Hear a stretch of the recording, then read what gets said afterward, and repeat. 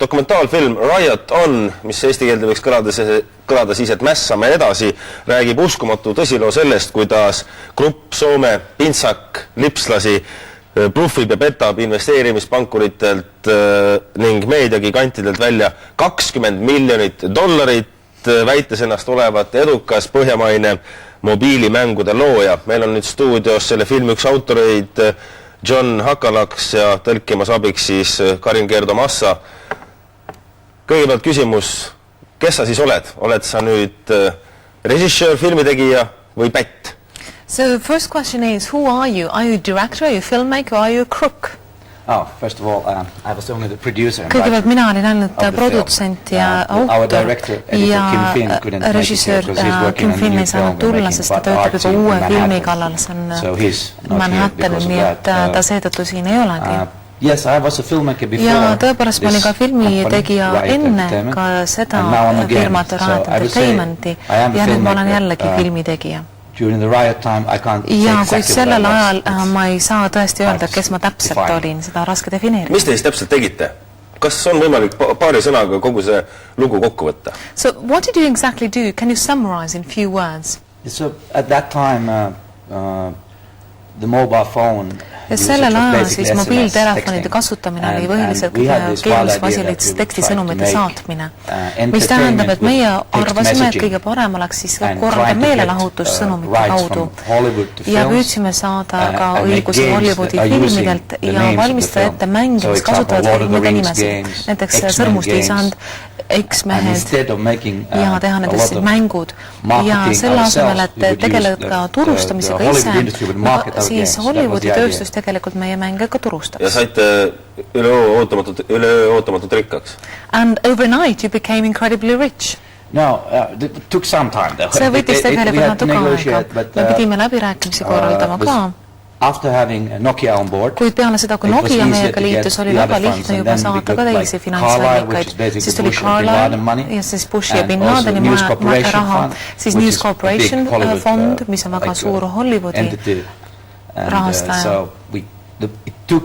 Nii et sellega läks päris mitu kuud, kuid samal ajal oli ikkagi lihtne raha, sest tegemist oli IT-buumi aega. Lõppkokkuvõttes te bluffisite 100% ja mängisite selle lihtsalt siis niimoodi välja, et olete väga edukad. So it was really 100% bluff and you pretended to be really successful.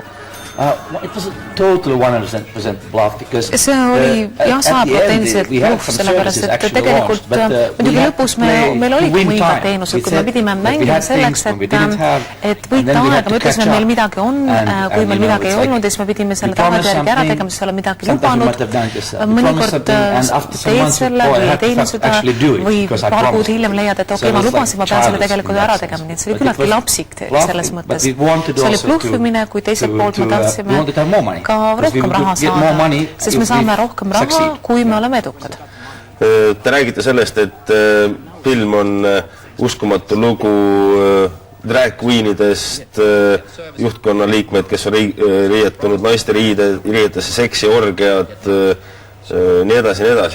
Mis te siis täpselt tegite ikkagi? So in here it says that there was management members who dressed as drag queens, that you had sex orgies, so what was it what you actually did? Oh, that was also part of the ja see oli ka tegelikult osa sellest, mis toimus. Ja ma usun, et kuna see firma oli rohkem nagu selline usukult, sellepärast meil oli väga palju selliseid vanu sõpru, tegemist ei olnud professionaalse alusega, vaadates seda, kuidas me inimesed tööle võtsime. Inimesed lihtsalt praktiliselt elasid koos selles 5-korruselises kontoris, nii et tundus, et elu ja töö oli kõik omavahel segamini ja väga palju imelikke inimesi töötas ka firma jaoks. Aga nad olid päris lõbusad. Kõige tähtsam küsimus. $20 miljonit. Mis sellest rahast sai? Most important question, $20 million. What happened to that money? Oh, I mean, a lot of course we had to have salaries. Loomulikult meil pidid olema palgad ja need edasi ja meil oli ka suured kontori 8 riigis, 150 inimest oli palgal, aga palju siis sellest läks pidude peale ja liiga palju läks reiside peale. Me reisime väga palju, me saatsime väga paljusid inimesi erinevatele reisidele ja meil oli liiga kiire, me lõputsesime, me isegi ei jätnud mingit raha alles ja kuid lõpetuseks me panime Osku Pajamäe Soome poliitiku alla natuke raha, aga tema parlamendi tegelikult ei saanud, nii et see oli väga halb investeering, nii et ka sellega kukkusime läbi. Need me ei olnud eriti vedukad raha tegemises või vaadates nagu pikemast perspektiivi. Kas sa räägid ikka nüüd tõtt? Kas see tõesti on võimalik, et sa istud siin õnnelik, sa oled ära kulutanud $20 miljonit raha ja midagi polekski nagu juhtunud. See kõlab väga uskumatuna. Are you actually telling us the truth? Because you're sitting here, you're very happy and you're telling us you've spent $20 million and it's nothing has happened. Oh, because when you a bankruptcy is also psychological on ka tegelikult psüühiline lagunemismoment.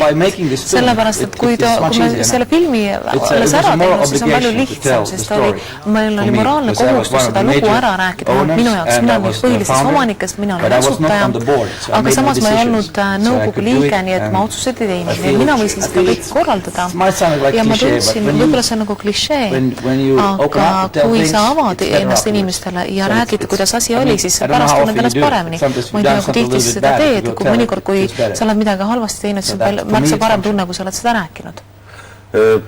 Kohtud ei ähvarda teid, investorid maha ei luba lüüa, elate rahulikult edasi? So courts are not after you, investors are not threatening to kill you, so you just sort of live happily on? No legal claims.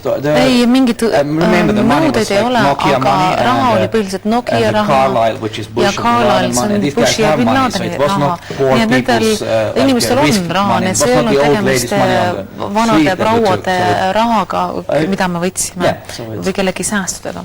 There is nothing. Actually, there's just no comment. Tegelikult ei ole mingit kommentaare, sellepärast Nokia seda filmi kommenteerida ei taha. Ja kõik, mis me ütleme, on tõsi ja kui nad saaksid seda teha, siis nad annaks meid kohtusse. Selle filmi kohta viimane küsimus.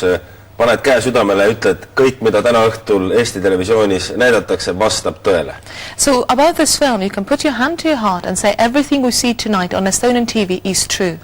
Yeah, I mean, võib-olla kui mõned intervjuudest, meil on üle 20 inimesed, kes räägib, mõned inimesed ütlevad midagi sellist, mida me ei saa garanteerida, et see on tõsi, aga ma ütleks 95% kindlasti.